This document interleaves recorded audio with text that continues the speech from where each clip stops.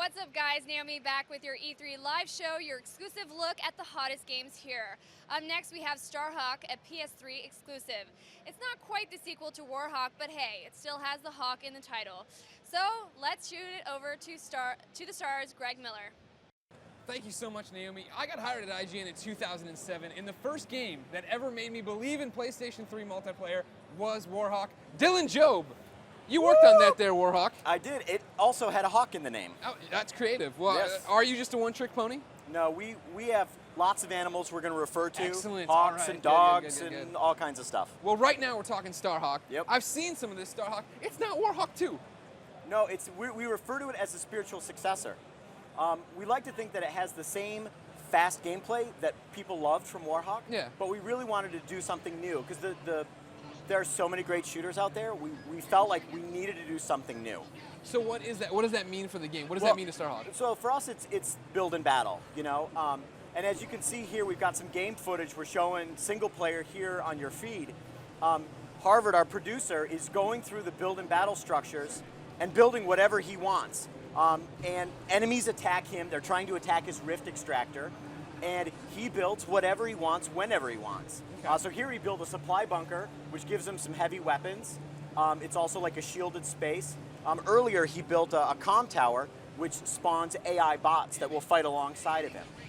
Now, the interesting thing, just watching it right now at a glance and you talking about single player, Warhawk wasn't a single player game. Warhawk No. was totally online. This one, you're focusing on single player, though, aren't Well, you? actually, we have a single player component. Uh-huh. We still focus on multiplayer. Okay. You know, because players know when you're going to log 100, 300, 1,000 hours, which our players did, multiplayer has to be the focus.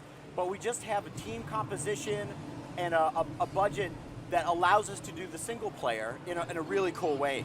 So what is the story here? This is Emmett Graves. Emmett Graves? Emmett Graves, yeah. So this is Emmett Graves. He's a rift salvager. Uh-huh. And in our story, he acts like a hired gun. He and his rift salvaging partner, Cutter, who's up in a big dropship, who's shooting down all those buildings. Gotcha. They basically take contracts in all these different systems throughout the frontier. And it's at that point where Emmett is really caught with a really difficult decision. Because when Emmett was younger, he and his brother were rift miners, and his brother was hit with rift energy. And as we know in our universe, when you're hit with rift energy, you mutate into an outcast warrior, which are these kind of creepy dudes that Harvard's attacking right here. Gotcha. So it turns out that his brother is a really badass outlaw, and the story in Solo sees him bring his outlaw brother to justice. Okay.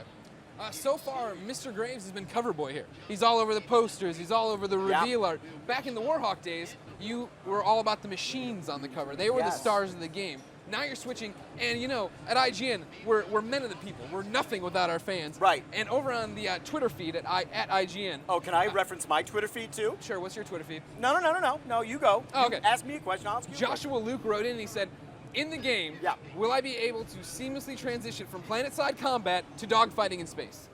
No. So each one of the environments is a specific battlefield. And so while the solo campaign, seamlessly blends from environment to environment, you're not going to see, our player build a hawk and fly straight up through the Sky Dome and go into space. We're not doing that. Okay. We really want to make sure that players have the right boundaries to give us the multiplayer experience that our fans loved from Warhawk. Okay. So how does that work in multiplayer then? So in multiplayer, space environments are just like a different environment set, like you would have in like StarCraft. You have a terrain set, you have a Gotcha. space set. Same kind of thing applies here. There's a hawk transforming and landing, awesome. And you can see his AI units are attacking that, even during that little cutscene. All of his AI troops that he's built, his big beam turrets. And you can also see the HUD is telling him he's got some additional enemies that are going to attack in a few seconds. Now, when Starhawk was revealed on IGN, our writer, Anthony Gallegos, pointed out the fact that Mr. Graves is in fact black. And that's a very good thing, that you don't see enough strong... Did he get any feedback on that? Of course. A lot of people don't read all the words. I know. So they just saw that he was pointing out the fact that a minority was in charge and thought it was a knock, when actually Anthony was saying he was very happy that was happening. Was that a conscious decision on your effort, or how did you go about designing Mr. Graves? we get a lot of questions asked about that because it's like, oh man, it's a black hero. And it's like, we didn't even think about it. We did this huge binder of all these different characters, right? We had, white guys and Hispanic guys and black guys. And the fact of the matter is, we loved the texture of his voice, our actor. We loved the way his face looked. We loved the way the rift energy looked on his skin. And it worked out that way. It wasn't some, You were making some social statements. No. I mean, honestly, it's and then to see people talk about it, it was like, wow, that's kind of weird. We have a black president. Why can't we have a black video game hero? I agree, and I wish our president. Why doesn't Obama have rift energy coursing Obama through should his be veins? unlockable in here. I agree. Well then. No, he's not.